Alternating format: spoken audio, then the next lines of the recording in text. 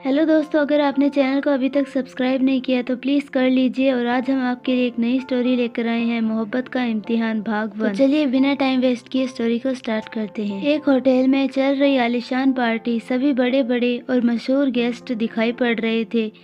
सब तरफ सिंगल्स और कपल्स दिखाई दे रहे थे। जो कपल्स थे वो एक दूसरे के साथ डांस एंजॉय कर रहे थे, जो सिंगल थे वो नज़रों के पैच लड़ा रहे थे, और कुछ तो सीधे ही एक दूसरे का हाथ मांगे डांस फ्लोर की ओर बढ़ रहे थे। कुछ ठरकी भी थे जिन्हें फ़र्क ही नहीं पड़ रहा था कि वो कपल है या सिंगल श्रेणी में है।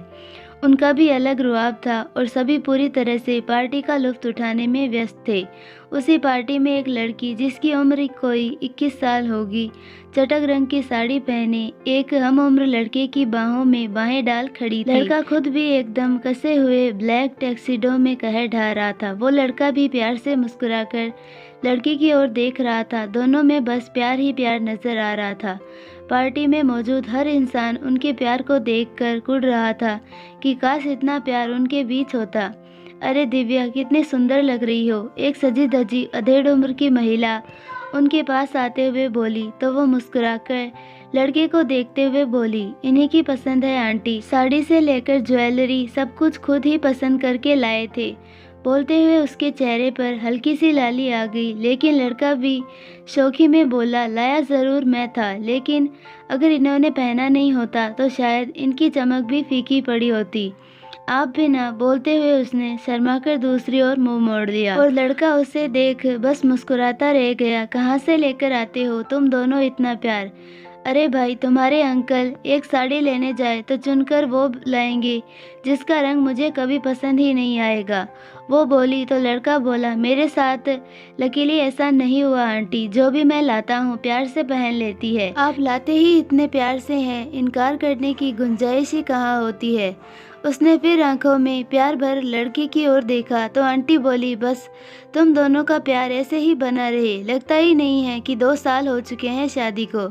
2 साल आंटी, हमारा तो साथ ही जन्मों जन्मों का है। बोलते हुए दिव्या ने उसे देखा तो वो बोला, आज जान ही ले लोगी क्या धत? जान जाए आपके दुश्मनों की। दिव्या ने उसे डांटा तो फिर मुस्कुरा दिया। आंटी बोलो, चलो भाई, बहुत बहुत शुक्रिया जो मेरे बुलाने पर तुम दोनों इस पार्टी में शरीक हुए। अब एक छोटा सा डांस भी हो जाए। अरे नहीं आंटी जी, दिव्या ने जैसे ही कहा तो आंटी ने लड़की की ओर मुड़ते हुए कहा, अर्जुन बेटा तुम कहो, तुम्हारी ही सुनती है। अर्जुन ने दिव्या की ओर प्यार से देखा और बोला, अब जब आंटी इतने प्यार से कह रही है तो मान जाओ ना। आप कहे और मैं ना मानूं, ऐसा हो सकता है क्या? उसने भी उतने ही दिलकशी से जवाब दिया। और फिर अर्जुन ने अपना हाथ आगे बढ़ाया तो दिव्या ने भी शर्माते हुए उसके हाथ पर अपना हाथ धर दिया और दोनों ही डांस फ्लोर पर आ गए। गाना बजा। दोनों को गाना खत्म होने के बाद भी होश नहीं था। जब तालियों की आवाज़ गूंजी तब जाकर दोनों की तंद्रा टूटी और दोनों ने झपते हुए दूसरे की निगाहें हटाई और फ्लोर से नीचे आ गए। आंटी दोनों की बल्लियां लेते हुए बोल, नजर ना लगे मेरे बच्चों को, साथ में कितने प्यारे लगते हैं। दोनों ही मुस्कुरा दिए। पार्टी में सभी ने उन्हें आकर एक के बाद एक आकर डांस की बाद तारीफें दी और सभी से वो दोनों ही बात करने में उलझ गए। दोनों को साथ में एक ही प्लेट में खाना खाते देख हर किसी के चेहरे पर मुस्कान थी। कुछ देर बाद दोनों ही सबसे विदा लेकर अपने घर की ओर आ गई। दिव्या हाथ तो छोड़ी। अर्जुन ने दरवाजे पर प्यार से कहा तो वो बोली, आप मुझसे हाथ छुड़वाना चाहते हैं जी? मरते दम तक नहीं, लेकिन ताला तो खोलना ही है ना। अर्जुन ने जैसे ही कहा तो दिव्या ने शर्माते हुए उसका हाथ छोड़ दिया। अर्जुन ने भी मुस्कुराकर ताला खोला और फिर उसका हाथ पकड़कर बोला, आइए बेगम। दोनों के अंदर जाने के बाद दरवाज़ा बंद हो जाता है और फिर वो बिल्कुल नहीं होता जो आप सोच रहे हैं। जब नाचना आता ही नहीं तो क्यों दिलेरी से हाथ दिया मेरे आगे? गुस्से में वो फुफकार रही थी। गज भर की जुबान वहाँ किधर रख बैठी थी? पूछा था ना, इनकार नहीं कर सकती थी। वो भी कमतर नहीं था। मैंने सोचा चलो इतना कर देती हूँ, लेकिन नहीं। गवार आदमी पैर पर चढ़ आया। चिल्ला तक नहीं सकी वहाँ पर। दिव्या बोली तो अर्जुन भी गुस्से में बोला, अब कौन सा चुप है? गले में तो तेरे वैसे भी लाउड स्पीकर लगा हुआ है। मेरी मजबूरी का फ़ायदा मत उठाओ। वो उठ खड़ी हुई। वो उठते हुए बोला, ये मेरी लाइन होनी चाहिए थी। ना जाने कौन से कर्मों की सज़ा मिली है मुझे, जो इस आदमी के साथ रहना पड़ रहा है। वो बोली तो अर्जुन भी बोला, अरे भाग्य है तेरे जो मेरे जैसा कोई झेलने वाला मिल गया, वरना जाने कहाँ रोती रहती। कुछ पल दोनों में सन्नाटा फैल गया। दोनों हैरानी से एक दूसरे को देखने लगे और फिर एकदम खामोशी से अपने अपने बेडरूम की ओर चले गए। दोनों ही बिस्तर पर लेटे थे, लेकिन नींद दोनों की आंखों से गायब थी। अर्जुन के कानों में बार बार गूंज रहा था, ना जाने कौन से कर्मों की सजा मिली है मुझे, जो इस आदमी के साथ रहना पड़ रहा है। वहीं दिव्या को बार बार उसके कहे शब्द याद आ रहे थे, अरे भाग्य है तेरे जो मेरे जैसा कोई झेलने वाला मिल गया, वरना जाने कहाँ रोती होती। दोनों ही खुद से बोले, ऐसा क्यों लगा जैसे ये पहले भी सुना है। दोनों की रात आंखों में गुजरी और सुबह जाकर दोनों की नींद लगी। कहीं एक पहाड़ी पर एक लड़का और एक लड़की खड़े हुए थे। लड़की लड़के की बाहों में सिमटी हुई थी। ठंड का मौसम और वादियों में जैसे उनकी ही दास्तां गूंज रही थी कि तभी वहां जमीन के नीचे हलचल होने लगी और वो दोनों ही घबरा गए। कुछ ही पल में दोनों के बीच फासला होने लगा। दोनों का हाथ एक दूसरे से छूटने लगा और कुछ ही पल में दोनों का हाथ छूट गया और एक तेज आवाज के साथ दिव्या उठकर चिल्लाई, वीर। उसकी सांसें गहरी और शरीर पसीने से भरा हुआ था। वहीं अर्जुन भी अपने बिस्तर पर बुरी तरह हांफते हुए बोला, आर्या। वो भी पसीने में भीगा हुआ था। अचानक से दरवाजे की घंटी बजी तो दोनों का ध्यान घड़ी पर गया। सुबह के 10 बज चुके थे। दोनों ही बिस्तर से भागे और अर्जुन को देखकर दिव्या के कदम थम गए। दोनों ने एक नज़र एक दूसरे को देखा और कहा, एक सुबह और खराब हो गई। अर्जुन ने दरवाज़ा खोला तो दूध वाला बोला, कितनी देर कर दी भैया, भौजी कहाँ है आज। हाँ, वो उसकी तबीयत थोड़ी खराब है। अर्जुन ने दूध की भगोनी लाकर उसे देते हुए टाला तो वो बोला, क्या हो गया भौजी को, सर्दी जुकाम बुखार तो नहीं ना। बड़ा फैला है भैया शहर में, हमारे दद्दा पुड़िया में दवाई देते हैं उसकी, ज़रूरत पड़े तो बताना। नहीं, वो कल थोड़ा थक गई थी तो देर से सोई थी, वही बस सर दर्द है। बोलते हुए उसने सोफे पर बैठी अखबार पढ़ती दिव्या को देखा तो वो उसे घूरने लगी। जी भैया जी समझ गए। बोलते हुए दूध वाला मुस्कुराया तो अर्जुन उसे घूरते हुए बोला, क्या समझा।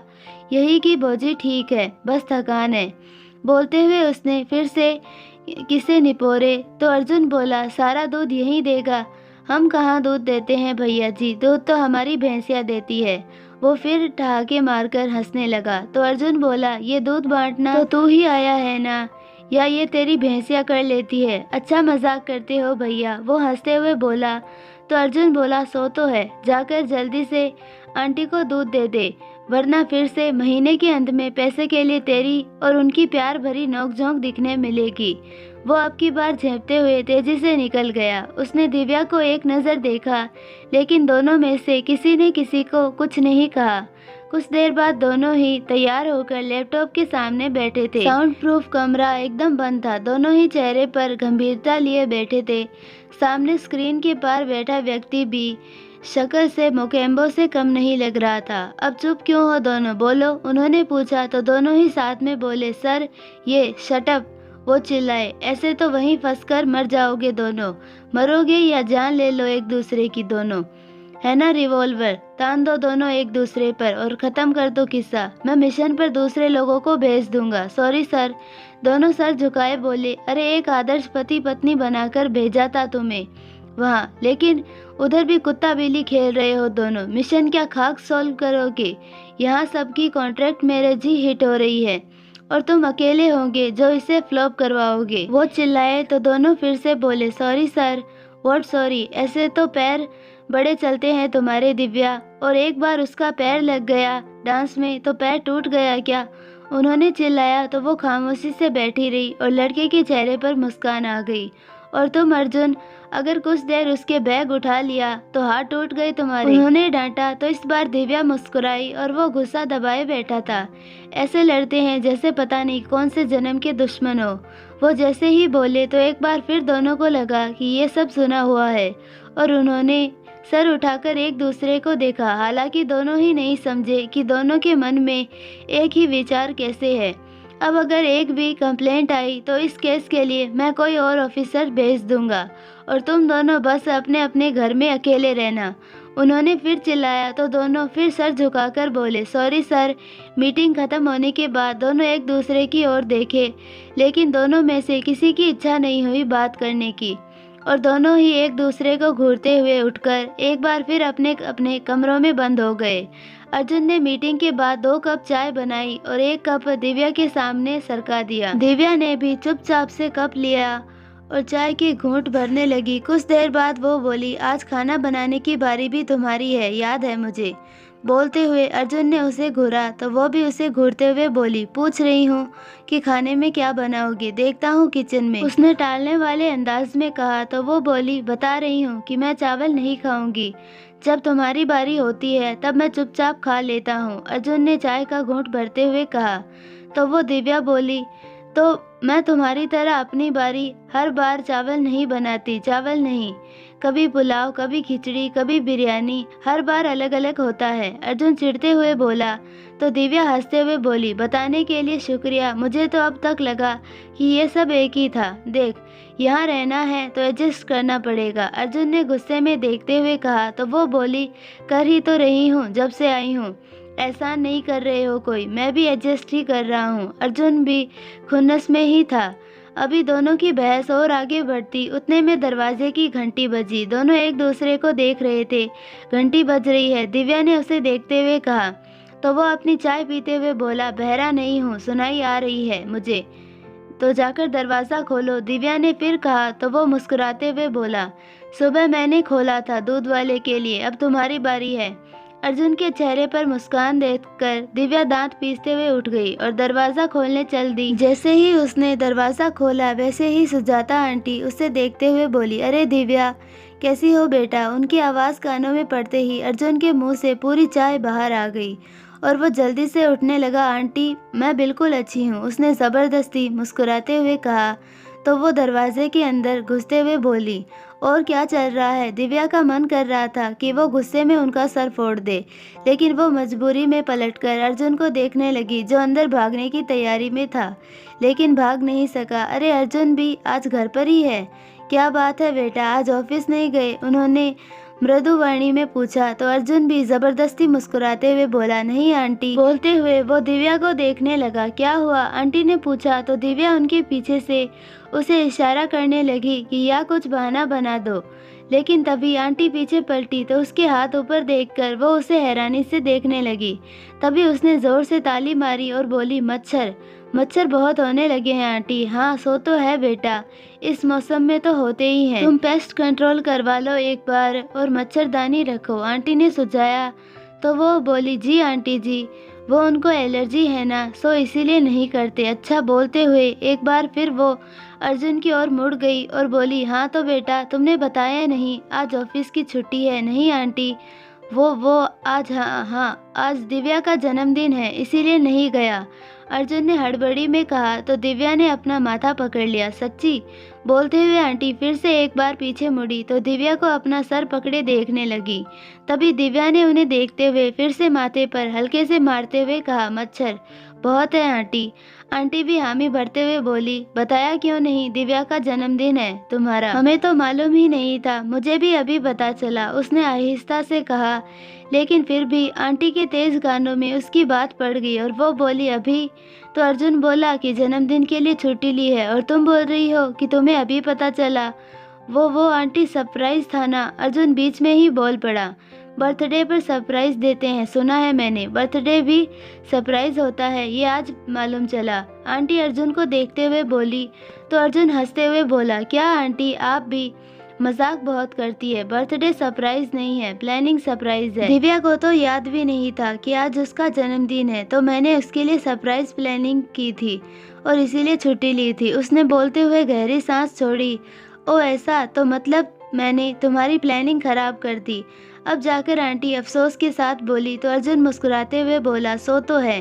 दिव्या ने उसे आंखें दिखाई तो वो तुरंत अपनी बात संभालते हुए बोला, नहीं मतलब ऐसा कुछ भी नहीं है आंटी, जन्मदिन तो आज ही है, तो क्या फ़र्क पड़ता है, अभी और बाद में। अच्छा वैसे कहाँ है पार्टी, आंटी ने पूछा। तो अर्जुन मुस्कुराकर उन्हें देखते हुए बोला, कौन सी पार्टी, दिव्या की बर्थडे पार्टी। और कौन सी, आंटी उसे हैरानी से देखते हुए बोली। तो वो ज़ोर से हंसते हुए बोला, ओ हाँ, वो वाली पार्टी देखा दिव्या, आंटी उस पार्टी की बात कर रही है। वो तो आंटी, हाँ। आंटी ने पूछा तो अर्जुन बोला वो तो नहीं है। नहीं है? अभी तो बोला कि है, आंटी ने जोकते हुए कहा। तो अर्जुन बोला मतलब है लेकिन पार्टी नहीं, वो तो बस एक छोटा सा सरप्राइज है दिव्या के लिए। अच्छा, समझ गई। आंटी दोनों को देख मुस्कुराते हुए बोली। तो दोनों एक साथ चिल्लाते हुए बोले क्या समझ गई? यही कि तुम दोनों आज का दिन बस एक दूसरे के साथ ही सेलिब्रेट करना चाहते हो। आंटी ने मुस्कुराते हुए दोनों को बारी बारी देखते हुए कहा। तब जाकर दोनों ने चैन की सांस ली और मुस्कुराते हुए बोली एग्जैक्टली। चलो, बहुत अच्छी बात है। मैं यहाँ तो बताने आई थी कि कल की पार्टी में हर कोई तुम्हारी जोड़ी की तारीफ कर रहा था, नजरें नहीं हट रही थी तुम पर से किसी की। बोलते हुए वो वहीं सोफे पर बैठ गई। अर्जुन ने दिव्या को देखा तो वो भी मुस्कुराते हुए उसे इशारा करने लगी कि ये और बैठेगी। चाय लेंगी आंटी? दिव्या ने पूछा तो वो अर्जुन के हाथ में कप देखते हुए बोली इतनी देर से चाय पी रहे हो आज? जी नहीं आंटी। वो आंटी, इन्हें चाय पीने की आदत है ना, तो वही बनानी पड़ती है, दिव्या मुस्कुराते हुए बोली। तो अर्जुन उसे खा जाने वाली नजरों से देखते हुए मन ही मन बोला बनाई मैंने है और बोल रही है बनानी पड़ती है, जन्म से झूठी है ये तो, इसके लिए कुछ मुश्किल नहीं है, पिला दो फिर। आखिर उन्होंने मुस्कुराते हुए कहा। तो अर्जुन मन मारकर अंदर जाने लगा, लेकिन आंटी ने उसे रोकते हुए कहा अर्जुन बेटा, तुम कहाँ जा रहे हो?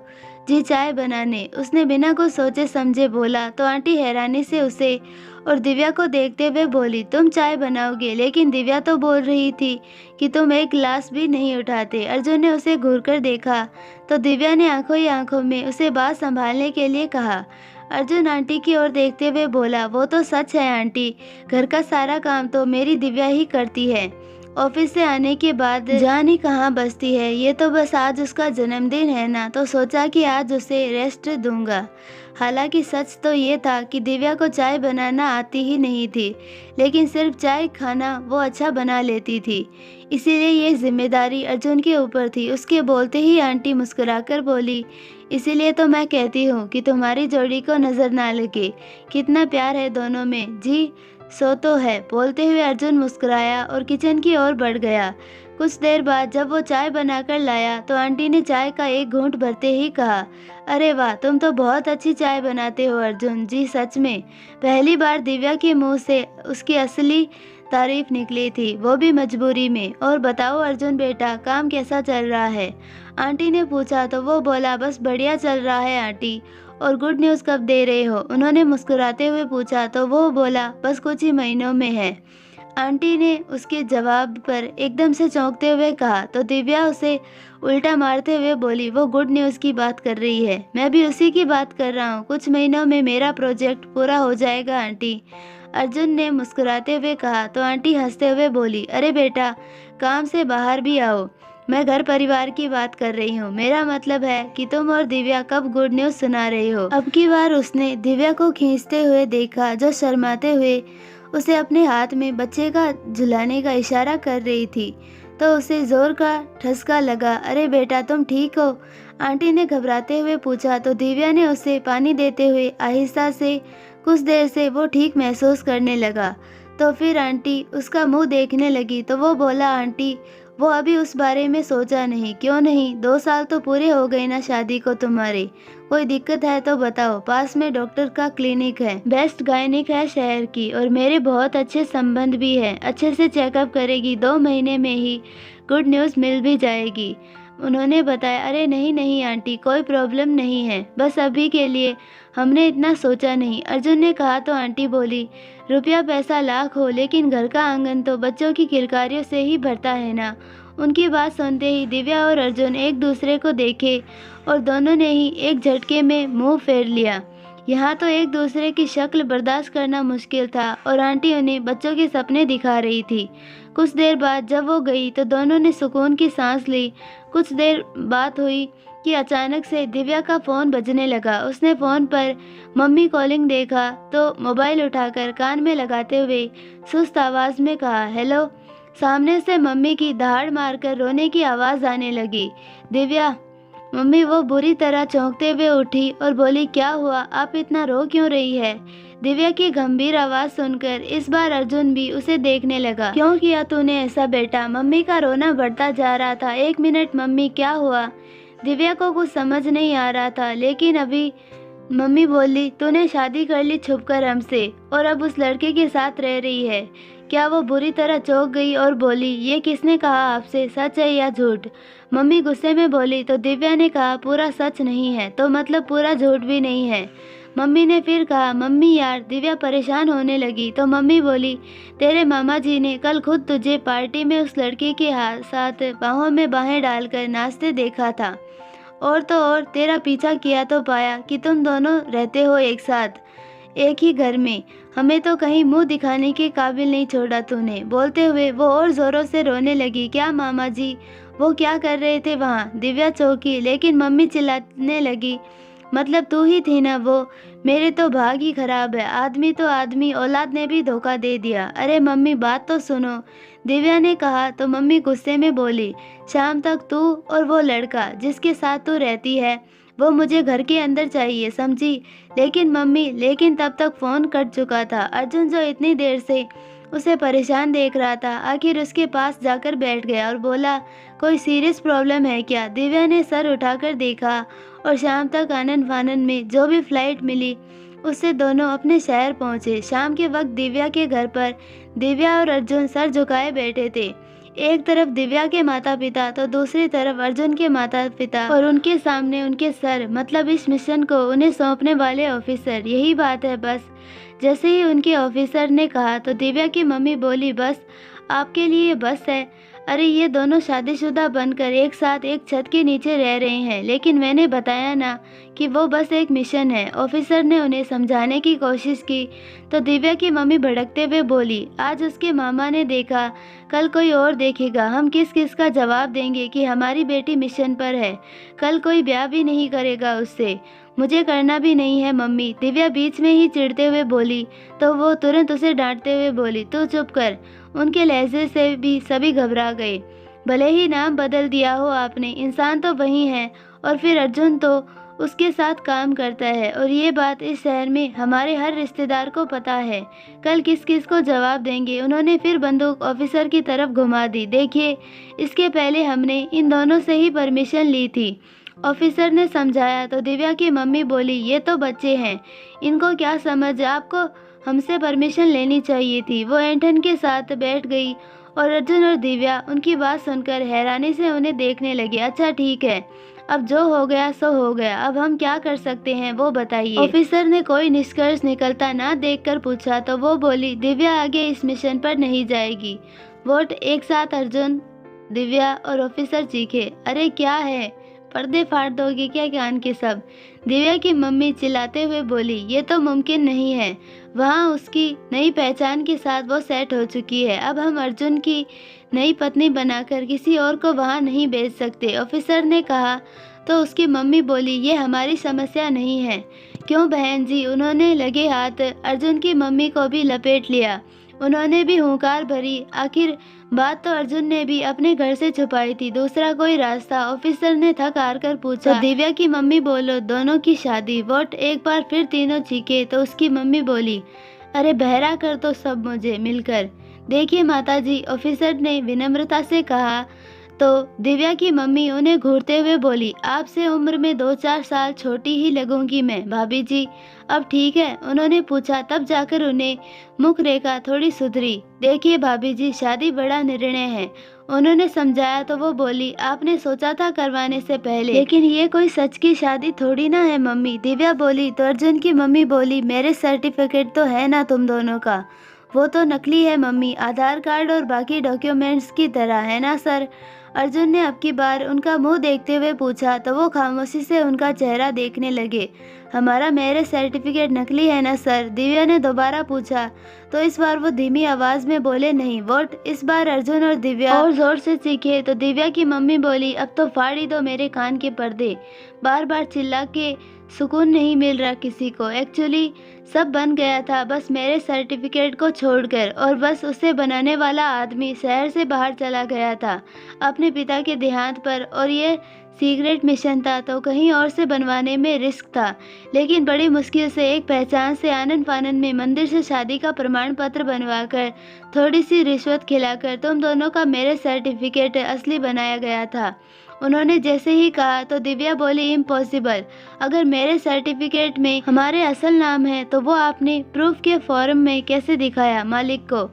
उस वक्त दिखाने के लिए हमने असली ही पेपर दिखाए थे, लेकिन दलाल ने जल्दी में ध्यान नहीं दिया, और जब हमने कागज जमा करके अग्रीमेंट बनवाया था तब तक हमारा आदमी लौट आया और हमने नकली कागज बनवाकर जमा कर दिए। हालांकि इसमें रिस्क बहुत थी, लेकिन किस्मत भी हमारे साथ थी जो हम बच गए। उन्होंने जैसे ही कहा तो अर्जुन उन्हें घूरते हुए बोला, बच गए? असली कागज बनवाकर आप बोल रहे हैं बच गए, ठीक है ना? 6 महीने बाद डिवोर्स ले लेना, सर ने कहा तो दोनों की मम्मियों की घूरती निगाहें उन पर पड़ी। वो मुश्किल से बोले, मेरा मतलब, इसका मतलब तुम्हारी शादी असली है। दिव्या की मम्मी बोली।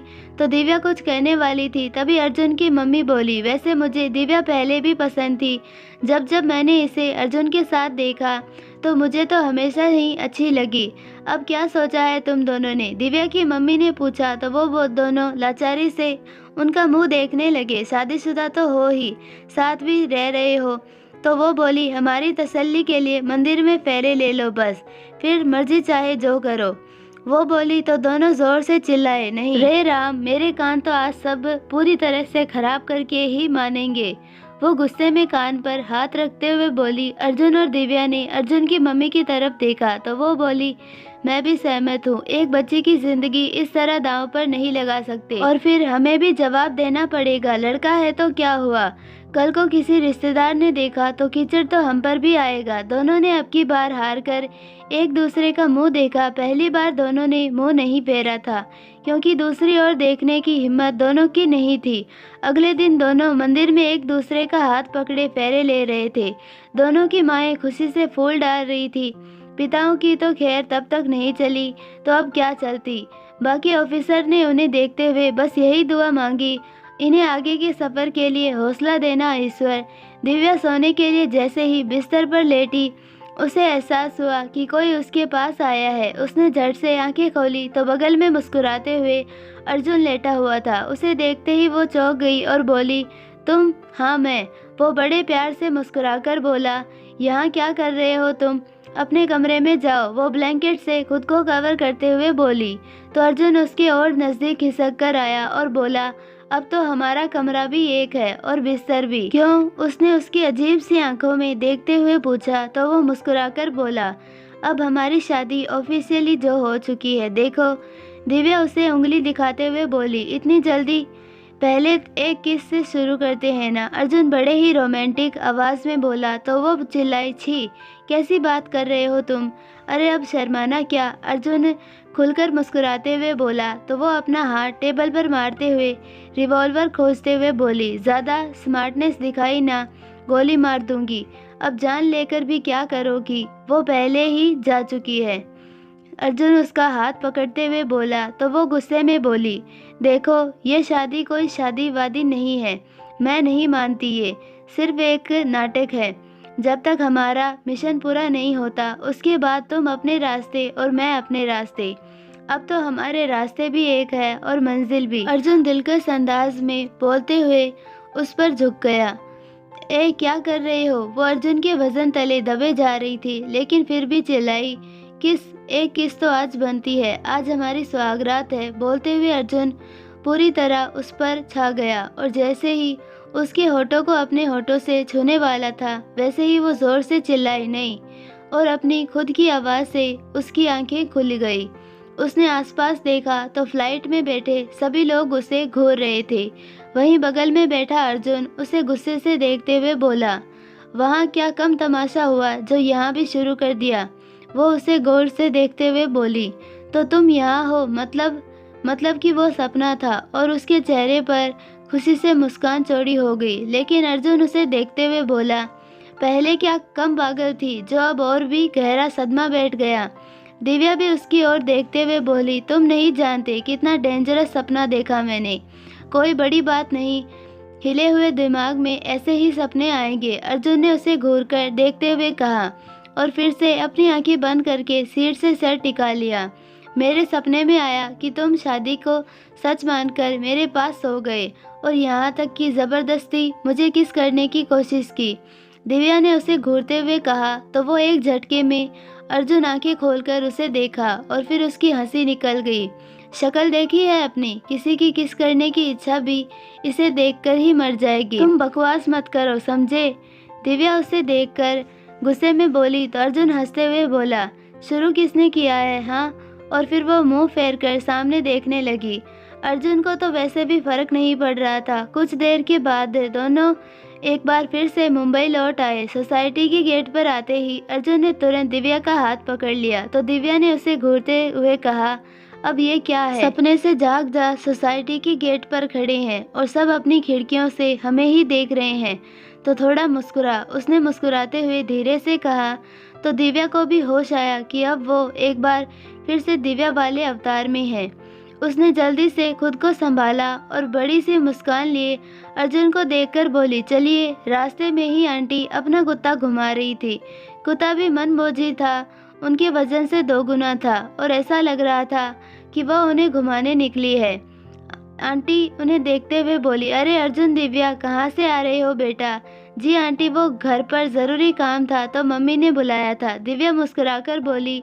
तो आंटी ने पूछा, मम्मी मतलब तुम्हारी माँ या सास? उन्होंने पूछा। अब दिव्या अर्जुन का मुंह देखने लगी। हाल ही में जख्म ताज़ा था, रिश्ते तुरंत बदल गए थे और आज उस पर आंटी नमक छिड़के जा रही थी। जी मेरी सासू माँ और मम्मी। अर्जुन ने बात संभाली तो वो बोली, लगे हाथ ससुराल भी हो आती, वही मिलना हो गया। दिव्या बड़बड़ाई तो वो बोली, कैसे? दिव्या मन ही मन कुड़ते हुए बोली, इसके कान इतने तेज क्यों हैं? वो आंटी। वो मुस्कुराई कि अर्जुन बोल पड़ा, दोनों के घर एक ही शहर में है ना आंटी? अरे वाह, ये बात तो बहुत अच्छी है, एक साथ मिलना हो जाता होगा। उन्होंने कहा तो अर्जुन सिर हिलाते हुए जी। तभी दिव्या ने अपने सर पर हाथ लगाया तो आंटी बोली, क्या हुआ दिव्या, सर क्यों पकड़ा है? आंटी, दिव्या को जरने के बाद बहुत थकान हो जाती है और अक्सर इसे इसी तरह सर दर्द होता है। अभी थोड़ा आराम करेगी ना तो सुबह तक ठीक हो जाएगी। अर्जुन ने दिव्या को पकड़ते हुए कहा तो वो बोली, हाँ हाँ जाओ। और दोनों ही फाइनली घर के दरवाजे तक आ गए। अर्जुन ने दरवाज़ा खोला और अंदर आ गया। उसके पीछे दिव्या भी अंदर आने को हुई कि अचानक से उसके पैर रुक गए। अर्जुन ने जब उसे अंदर आते नहीं देखा तो बोला, अब क्या हुआ? चिपक गई क्या वहाँ? नहीं तो, बोलते हुए उसे पैरों के बाद हुआ अर्जुन के घर में अपना गृह प्रवेश याद आ गया। भले ही उन दोनों की शादी मजबूरी में की हो, लेकिन घर वालों ने उसे पूरी तरह से स्वीकार किया था और उन्हें भी स्वीकार करने की सलाह दी। लेकिन अचानक से उसे कुछ झलकियां दिखने लगी जिसमें वो ऐसे ही किसी घर में दरवाजे पर खड़ी थी और एक लड़का उसके सामने चावल से भरा कलश रख देता है। वो उस पर पैर मारकर उसका हाथ थामकर अंदर आ जाती है और वो लड़का भी उसे घर के अंदर आते ही अपनी बाहों में भर लेता है। वो क्या? अर्जुन ने बाहें उचकाते हुए कहा तो दिव्या का ध्यान टूटा और फिर उसने भी अपना सर झटकाकर अंदर आ गई। दोनों ही अपने अपने कमरे की ओर बढ़ गए और चुपचाप सो गए। आज रात दोनों ने खाना भी बाहर से बुलवाया लिया था। अगली सुबह जब दिव्या उठी तो अर्जुन हॉल में बैठा अखबार पढ़ रहा था। दिव्या ने उसे आराम से बैठा देखा तो चुपचाप चाय गर्म करके पीते हुए कहा, क्या हुआ, आज छुट्टी पर हो क्या? बारी तुम्हारी है, अर्जुन ने अखबार में देखते हुए कहा। तो दिव्या बोली, कैसी है मेरी? परसों से तुम्हारी थी, लेकिन तुमने तो कुछ बनाया ही नहीं। हमें जाना पड़ गया तो तब से लेकर अब तक तुमने खाना बनाया ही नहीं। तो कायदे से अब तुम्हारी बारी है। कायदे से और ना फायदे से यहाँ से वहाँ तक जाना क्यों पड़ा था? मेरी वजह से, अर्जुन ने अखबार फेंकते हुए कहा। तो वो भी चाय का कप बाजू में रखते हुए बोली, तो क्या मेरी वजह से? ना तुम्हारी ना मेरी, ये सब तुम्हारी माँ। बोलते बोलते अर्जुन की आंखें गुस्से से लाल दिव्या पर पड़ी तो वो बात संभालते हुए बोला, माँ की वजह से हुआ है? अच्छा, उसने भी कमर पर हाथ रख लिया। और क्या? ना तुम्हारे मामा उस पार्टी में आते, ना हमें देखते, ना तुम्हारी माँ को बताते और ना ही ये रायता फैलता। अर्जुन ने जैसे ही कहा दिव्या दांत पीसते हुए गुस्से में बोली, आगे से मेरी माँ, मेरे मामा या फिर मेरे खानदान से किसी को भी बीच में लेकर आए ना तो मुझसे बुरा कोई नहीं होगा, समझे। मैं लेकर आया, अरे वो तो पहले से ही बीच में थे और हमेशा ही रहते हैं। अर्जुन भी गुस्से में बोला, झूठे मक्कार इंसान, कब आए वो बीच में? दिव्या ने पूछा तो वो बोला, जब देखो तब बीच में आ जाते हैं। विष्णु की शादी में लड़कियां ताड़ रहे थे तुम्हारे मामा, और जब लड़की ने पकड़ा तो हम पर नाम लगा दिया। तुम्हारे तो लक्षण ही ऐसे हैं, शुरू से सेक रहे होंगे अपनी आंखें तो आ गई होगी वो छाती पर, लेकिन नहीं, इल्जाम तुम्हें मेरे मामा पर डालना होता है। दिव्या भी गुस्से में बोली, तुम्हारे अलावा और कोई देखा हो आज तक तो आंखें फूट जाए हमारी, भले ही जैसी भी शक्ल हो। अर्जुन बोला तो दिव्या भी बोली, जैसी भी शक्ल से क्या मतलब तुम्हारा, तुमसे कहीं गुना ज्यादा अच्छी शक्ल है हमारी। भूल गए वो दिन जब मोटरसाइकिल लेकर हमारे आगे पीछे घूमते थे, तो तुम भी तो हमें देखकर मुस्कुराती रहती थी। अर्जुन बोला, हम मुस्कुराते थे तुम्हें देखकर? अरे ईश्वर से डरो, जरा जुबान नहीं कांप रही झूठ बोलने में। दिव्या बोली, हाँ तुम तो हरिश्चंद्र की पोती हो नहीं? अर्जुन ने भी कहा, देखा देखा, फिर आ गए हमारे खानदान पर तुम। दिव्या ने कहा तो अर्जुन कुछ बोलने वाला था कि तभी दिव्या का फोन बज उठा और दोनों का ध्यान टूटा। दोनों को अजीब सा एहसास होने लगा। दिव्या ने अर्जुन को देखते हुए फोन उठाया और बोली, हाँ मम्मी आ गए, हम सब ठीक हैं और हमारी चिंता मत करना। ये भी ठीक है। ये कैसी भाषा बोल रही हो तुम? मम्मी बोली तो अचानक से दिव्या ने अपनी बोली पर ध्यान दिया और वो बोली, नहीं वो मम्मी, मैं तो लगता है नींद नहीं सही से हुई पूरी तुम्हारी। थोड़ा सा सो लो और उठकर चाय पी लेना, तुमसे तो बनती नहीं तो बुलवा लेना बाहर से। उन्होंने उसे डांटा तो वो होश में आई और बोली, नहीं वो चाय पी ली, अर्जुन अच्छी बनाता है चाय। पति से बनवाओगी चाय? मम्मी ने चिल्लाया तो दिव्या बोली, हाँ तो कोई लाड साहब नहीं है, एक ही पोस्ट पर काम करते हैं दोनों, इतना तो करना पड़ेगा ना। तुम काम वाली रख लो एक। नई नई शादी में पति से खाना बनवाओगी, जाने कैसे निभेगी तुम्हारी। बोलते हुए उन्होंने उसे हिदायतों से लाद दिया और फोन रख दिया। फोन रखने के बाद एक बार फिर से माहौल में चुप्पी छा गई। कुछ देर पहले जो भी हुआ दोनों उसके बारे में सोचने लगे। हे विष्णु कौन है? दिव्या ने धीमी आवाज में पूछा तो अर्जुन ने एक नजर उठाकर उसे देखा और बोला, पता नहीं। दोनों एक बार फिर खामोश हो गए। पता नहीं कैसे और क्या क्या निकल गया मुंह से, मैं तो जानती भी नहीं इन सब के बारे में। आखिर दिव्या ने ही पहल की तो अर्जुन को भी जैसे बल मिल गया और वो बोला, एग्जैक्टली, मैं भी वही बोलना चाह रहा था। मैं भी नहीं जानता, लेकिन ऐसा लग रहा था जैसे ये सब हो चुका है। वैसे तुम्हारे साथ इससे पहले कभी ऐसा हुआ है? दिव्या ने उससे पूछा तो अर्जुन कुछ पल उसे देखने लगा, फिर कुछ सोचते हुए बोला, नहीं, आज पहली बार था। हाँ मेरा भी, जाने क्यों दिव्या ने उससे सच छुपा लिया। शायद सच में हमारी नींद पूरी नहीं हुई है, इस वजह से ये सब माइंड में है, यू नो। अर्जुन ने बात बनाई तो दिव्या ने भी उसकी हाँ में हाँ मिलाई और बोली, हाँ शायद थोड़ा सो लेते हैं, उठकर सर को कॉल करेंगे, तुम सो जाओ, मैं जाग रहा हूँ, नींद नहीं आ रही मुझे, अर्जुन ने कहा। तो एक बार फिर से दिव्या को लगा कि जैसे उसने ये सुना है, लेकिन वो कुछ नहीं कह सकी। पिछले 2 महीनों में दोनों जब से साथ रह रहे हैं, दोनों को कुछ अजीब सा एहसास होने लगा था, जो पहले कभी साथ काम करते नहीं हुआ था। बस यही एक चीज़ दोनों में कॉमन थी कि दोनों में कभी बनती नहीं थी, लेकिन यहाँ आने के बाद दोनों को अजीब से परिवर्तन महसूस होने लगे थे। और फिलहाल भी दोनों बस एक दूसरे से अपनी भावनाओं को छुपाए इसी उलझन में उलझे हुए थे। आई होप आपको ये पार्ट पसंद आया होगा, और अगर पसंद आया है तो प्लीज़ वीडियो को लाइक, शेयर और चैनल को सब्सक्राइब कर दीजिए और बेल आइकन नोटिफिकेशन को ऑल पर सिलेक्ट कर दीजिए ताकि हमारी सारी वीडियोस की नोटिफिकेशंस आपको मिलती रहे। धन्यवाद, मिलते हैं नेक्स्ट पार्ट में, तब तक के लिए बाय।